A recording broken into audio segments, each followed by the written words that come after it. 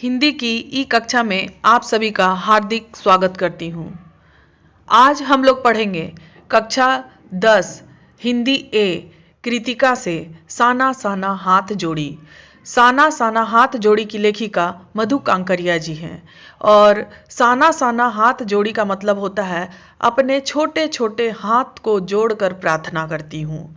और इस पाठ में मधु कांकरिया जी ने बहुत ही सुंदरता के साथ अपने भ्रमण का वर्णन किया है। भ्रमण अर्थात जब कोई कहीं घूमने जाता है तो उस अनुभव को यहाँ पर उन्होंने दिखाया है। वो सिक्किम घूमने गई थी और सिक्किम में उन्होंने जिस प्रकार का अनुभव प्राप्त किया, वहाँ की प्रकृति की सुंदरता, वहाँ के लोगों का रहन सहन, वहाँ की संस्कृति, वहाँ के प्राकृतिक मनोरम दृश्य, हिमालय की चोटियाँ, वहाँ की सुंदर सुंदर वादियाँ इत्यादि उन्हें बहुत ही मोहित करती हैं। और इन सुंदरता को वो अपने शब्दों में यहाँ पर परिभाषित करती हैं। लेखिका सिक्किम के साथ साथ और भी वहाँ के कई जगहों का भ्रमण करती है, जैसे युमथांग, लायुंग और कटाओ भी गई और वहाँ पर भी उन्होंने क्या अनुभव प्राप्त किया, वहाँ के दृश्य, वहाँ के प्राकृतिक सौंदर्य, वहाँ के लोगों का रहन सहन, वहाँ की कठिनाइयाँ, समस्याएं इत्यादि का वो इस पाठ में बहुत ही सहजता से वर्णन करती हैं। तो आइए पढ़ते हैं साना साना हाथ जोड़ी। मैंने हैरान होकर देखा, आसमान जैसे उल्टा पड़ा था। सारे तारे बिखर कर नीचे टिमटिमा रहे थे। दूर ढलान लेती तराई पर सितारों के गुच्छे रोशनियों की एक झालर सी बना रहे थे। क्या था वह रात में जगमगाता गैंगटॉक शहर था। इतिहास और वर्तमान के संधि स्थल पर खड़ा मेहनत कश बादशाहों का वह एक शहर था, जिसका सब कुछ सुंदर था, सुबह शाम रात। प्रस्तुत पंक्तियों में यहाँ पर लेखिका ने गैंगटॉक की सुंदरता का वर्णन किया है कि किस प्रकार से तारों से जगमगाती रात में वह सौंदर्य दृश्य प्रतीत हो रहा था और उसे मेहनत कश बादशाहों का शहर कहा जाता है। ये प्रश्न पूछा जाता है कि गैंगटॉक को मेहनत कश बादशाहों का शहर क्यों कहा जाता है, क्योंकि वहाँ के लोग बहुत ही मेहनत करते थे, बहुत ही परिश्रम करते थे, इसीलिए गैंगटॉक को मेहनत कश बादशाहों का शहर कहा जाता था। अब आइए आगे पढ़ते हैं। और वह रहस्यमयी सितारों भरी रात मुझ में सम्मोहन जगा रही थी, कुछ इस कदर कि उन जादू भरे क्षणों में मेरा सब कुछ स्थगित था, अर्थहीन था। मैं, मेरी चेतना, मेरा आसपास, मेरे भीतर बाहर सिर्फ शून्य था और थी अतीन्द्रियता में डूबी रोशनी की वह जादुई झालर। अतीन्द्रियता अर्थात इंद्रियों से परे, अर्थात उनकी इंद्रियां भी उनके बस में नहीं थी। वह सुंदर दृश्य देखकर वो इतनी मंत्रमुग्ध हो गई थी, वो इतनी खो गई थी कि उनकी जो इंद्रियां हैं वो भी उनके बस में नहीं थी। और उजास का मतलब है उजाला। धीरे धीरे एक उजास उस शून्य से फूटने लगा, एक प्रार्थना होठों को छूने लगी। साना साना हाथ जोड़ी गर्दहु प्रार्थना। हामरो जीवन तिमरो कोसेली, अर्थात इसका अर्थ है कि छोटे छोटे हाथ जोड़कर प्रार्थना कर रही हूं कि मेरा सारा जीवन अच्छाइयों को समर्पित हो। आज सुबह की प्रार्थना के ये बोल मैंने एक नेपाली युवती से सीखे थे और इसीलिए इस पाठ का नाम लेखिका रखती हैं साना साना हाथ जोड़ी, अर्थात छोटे छोटे हाथ को जोड़कर प्रार्थना कर रही हूँ। ये एक नेपाली भाषा में प्रार्थना की जा रही है और उसी प्रार्थना को यहाँ पर बताया गया है।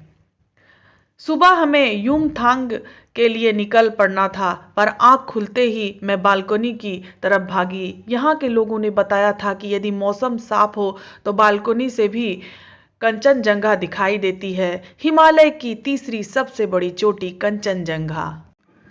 पर मौसम अच्छा होने के बावजूद आसमान हल्के हल्के बादलों से ढका था। पिछले वर्ष की ही तरह इस बार भी बादलों के कपाट ठाकुर जी के कपाट की तरह बंद ही रहे। कंचनजंगा ना दिखी। कंचनजंगा हिमालय की चोटी को कहा जाता है, पर सामने ही रकम रकम के रंग बिरंगे इतने सारे फूल दिखाई पड़े कि लगा फूलों के बाग में आ गई हूँ।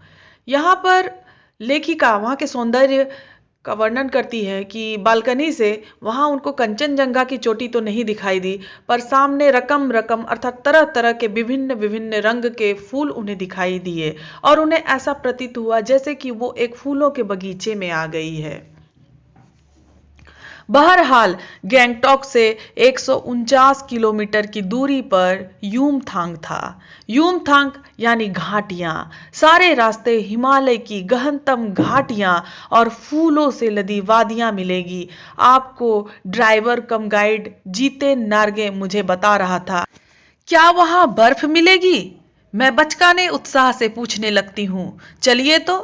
जगह जगह गदराए पाइन और धूपी के खूबसूरत नुकीले पेड़ों का जायजा लेते हुए हम पहाड़ी रास्तों पर आगे बढ़ने लगे कि एक जगह दिखाई दी एक कतार में लगी सफेद सफेद बौद्ध पताकाएं। पताकाएं अर्थात झंडा, ध्वज को कहा जाता है। किसी ध्वज की तरह लहराती शांति और अहिंसा की प्रतीक ये पताकाएं, जिन पर मंत्र लिखे हुए थे। नार्गे ने बताया, यहाँ बुद्ध की बड़ी मान्यता है। जब भी किसी बुद्धिस्ट की मृत्यु होती है, उसकी आत्मा की शांति के लिए शहर से दूर किसी भी पवित्र स्थान पर 108 श्वेत पताकाएं फहरा दी जाती हैं। नहीं, इन्हें उतारा नहीं जाता, ये धीरे धीरे अपने आप ही नष्ट हो जाती हैं। कई बार किसी नए कार्य की शुरुआत में भी ये पताकाएं लगा दी जाती हैं, पर वे रंगीन होती हैं। नार्गे बोलता जा रहा था और मेरी नजर उसकी जीप में लगी दलाई लामा की तस्वीर पर टिकी हुई थी। कई दुकानों पर भी मैंने दलाई लामा की ऐसी ही तस्वीर देखी थी। तो यहाँ पर हम लोगों ने ये देखा कि यहाँ पर जो प्रश्न पूछे जाते हैं कि श्वेत पताकाएं कब फहराई जाती थी, तो जब किसी भी बुद्धिस्ट की मृत्यु होती थी तो उसकी आत्मा की शांति के लिए किसी भी दूर शहर से दूर किसी भी पवित्र स्थान पर 108 श्वेत पताकाएं फहरा दी जाती थी और इन्हें उतारा नहीं जाता था, ये स्वतः ही नष्ट हो जाती थी। और किसी भी शुभ कार्य के शुरुआत में रंगीन पताकाएं फहराई जाती थी। तो यहाँ प्रश्न पूछा जाता है कि श्वेत पताकाएं कब फहराई जाती थी और क्यों फहराई जाती थी, और रंगीन पताकाएं क्यों फहराई जाती थी। अब आइए आगे पढ़ते हैं। हिचकोले खाती हमारी जीप थोड़ी और आगे बढ़ी। अपनी लुभावनी हंसी बिखेरते हुए जीतेन बताने लगा, इस जगह का नाम है कवि लॉन्ग स्टॉक। यहाँ गाइड फिल्म की शूटिंग हुई थी। तिब्बत के चिस्खे बमसन ने लेप्चाओ के सोमेन से कुंजतेक के साथ संधि पत्र पर यही हस्ताक्षर किए थे। एक पत्थर यहाँ स्मारक के रूप में भी है। लेप्चा और भूटिया सिक्किम की इन दोनों स्थानीय जातियों के बीच चले सुदीर्घ झगड़ों के बाद शांति वार्ता का शुरुआती स्थल। उन्हीं रास्तों पर मैंने देखा एक कुटिया के भीतर घूमता चक्र। यह क्या है? नार्गे कहने लगा, मैडम, यह धर्म चक्र है, प्रेयर व्हील। इसको घुमाने से सारे पाप धुल जाते हैं। क्या चाहे मैदान हो या पहाड़, तमाम वैज्ञानिक प्रगतियों के बावजूद इस देश की आत्मा एक जैसी। लोगों की आस्थाएं, विश्वास, अंधविश्वास, पाप पुण्य की अवधारणाएं और कल्पनाएं एक जैसी। रफ्ता रफ्ता हम ऊंचाई की ओर बढ़ने लगे। रफ्ता रफ्ता अर्थात धीरे धीरे। बाजार, लोग और बस्तियां पीछे छूटने लगे। अब परिदृश्य के चलते चलते स्वेटर बुनती नेपाली युवतियां और पीठ पर भारी भरकम कार्टून ढोते बौने से दिखते बहादुर नेपाली ओझल हो रहे थे। अब नीचे देखने पर घाटियों में ताश के घरों की तरह पेड़ पौधों के बीच छोटे छोटे घर दिखाई दे रहे थे। हिमालय भी अब छोटी छोटी पहाड़ियों के रूप में नहीं, वरन अपने विराट रूप एवं वैभव के साथ सामने आने वाला था। ना जाने कितने दर्शकों, यात्रियों और तीर्थाटनियों का काम्य हिमालय, पल पल परिवर्तित हिमालय। और देखते देखते रास्ते वीरान, संकरे और जलेबी की तरह घुमावदार होने लगे थे। हिमालय बड़ा होते होते विशालकाय होने लगा। घटाएं गहराती गहराती पाताल नापने लगी, वादियां चौड़ी होने लगी, बीच बीच में करिश्मे की तरह रंग बिरंगे फूल शिद्दत से मुस्कुराने लगे। उन भीमकाय पर्वतों के बीच और घाटियों के ऊपर बने संकरे कच्चे पक्के रास्तों से गुजरते यूं लग रहा था जैसे हम किसी सघन हरियाली वाली गुफा के बीच हिचकोले खाते निकल रहे हों। शिद्दत का अर्थ तीव्रता, प्रबलता, अधिकता। इस बिखरी असीम सुंदरता का मन पर यह प्रभाव पड़ा कि सभी सैलानी झूम झूम कर गाने लगे, सुहाना सफर और ये मौसम हंसी। पर मैं मौन थी, किसी ऋषि की तरह शांत थी। मैं चाहती थी कि इस सारे परिदृश्य को अपने भीतर भर लूं, पर मेरे भीतर कुछ बूंद बूंद पिघलने लगा था। जीप की खिड़की से मुंडकी अर्थात सर निकाल निकाल कर मैं कभी आसमान को छूते पर्वतों के शिखर देखती, तो कभी ऊपर से दूध की धार की तरह झरझर गिरते जलप्रपातों को, तो कभी नीचे चिकने चिकने गुलाबी पत्थरों के बीच इठला इठला कर बहती चांदी की तरह कौंध मारती बनी ठनी तीस्ता नदी को। सिलीगुड़ी से ही हमारे साथ ही यह तीस्ता नदी, पर यहाँ उसका सौंदर्य पराकाष्ठा पर था। इतनी खूबसूरत नदी मैंने पहली बार देखी थी। मैं रोमांचित थी, पुलकित थी, चिड़िया के पंखों की तरह हल्की थी।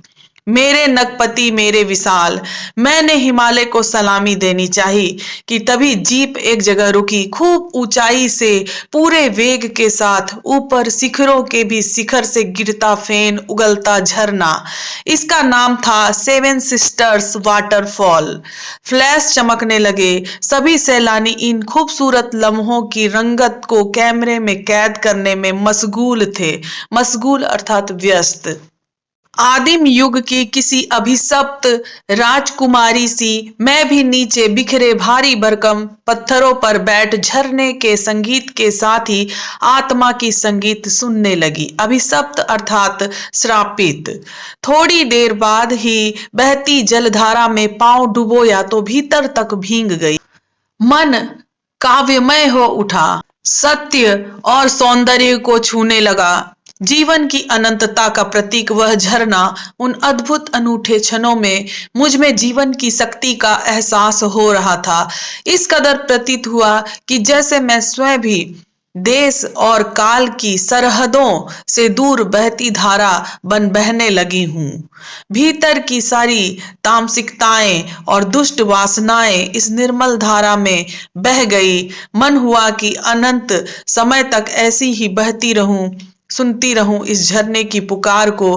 पर जीते मुझे ठेलने लगा, आगे इससे भी सुंदर नजारे मिलेंगे। सरहदों अर्थात सीमा, तामसिकताएं अर्थात तमोगुण से युक्त कुटिल, वासनाएं अर्थात बुरी इच्छाएं। अनमनी सी मैं उठी। थोड़ी देर बाद ही फिर वही नजारे, आंखों और आत्मा को सुख देने वाले। कहीं चटक हरे रंग का मोटा कालीन ओढ़े तो कहीं हल्का पीलापन लिए, तो कहीं पलस्तर उखड़ी दीवार की तरह पथरीला। और देखते ही देखते परिदृश्य से सब छूमंतर, जैसे किसी ने जादू की छड़ी घुमा दी हो। सब पर बादलों की एक मोटी चादर, सब कुछ बादलमय। इस प्रकार देखते हैं कि यहाँ पर लेखिका बहुत ही सहजता और सुंदरता के साथ वहाँ की प्राकृतिक वादियों का वर्णन करती हैं और मंत्रमुग्ध हो जाती हैं।